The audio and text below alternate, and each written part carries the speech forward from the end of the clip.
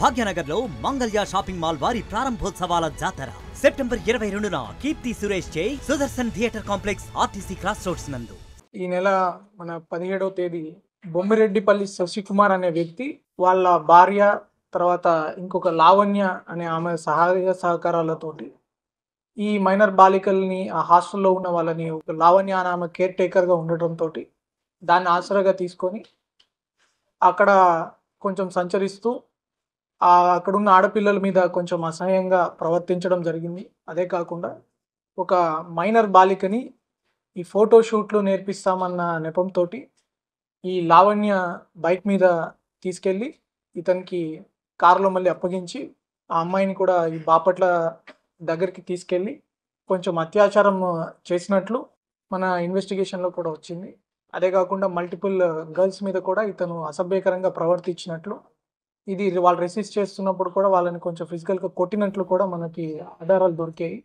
ఈ కేసులో సంబంధం ఉన్న ముగ్గురిని ఈరోజు మన ఏలూరు డిఎస్పీ గారు, మన 2 టౌన్ సిబ్బంది అందరూ కలిసి ఒక టీమ్గా ఫామ్ అయ్యి అరెస్ట్ చేయడం జరిగింది.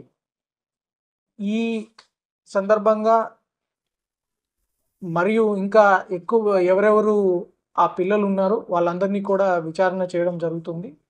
సెన్సిటివ్ ఇష్యూ కాబట్టి వాళ్ళకి ఇబ్బంది లేకుండా, వాళ్ళ పేర్లు బయటికి రాకుండా, వాళ్ళ ప్రైవసీని దృష్టిలో పెట్టుకొని ఈ విచారణ అనేది జరుగుతుంది. అట్ ద సేమ్ టైం అతని మీద పూర్తి ఆధారాలు కూడా సేకరించడం జరుగుతుంది.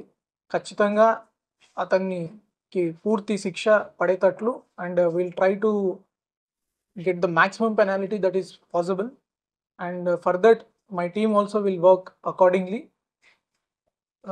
ఈ లాంటి ఏవేవి సంస్థలు ఉన్నాయి అన్నిటి మీద కూడా పోలీస్ కూడా ప్రత్యేకంగా నిఘా పెట్టడం జరుగుతుంది. కలెక్టర్ గారి దృష్టిలో కూడా we have formed some joint teams and will inspect all such places.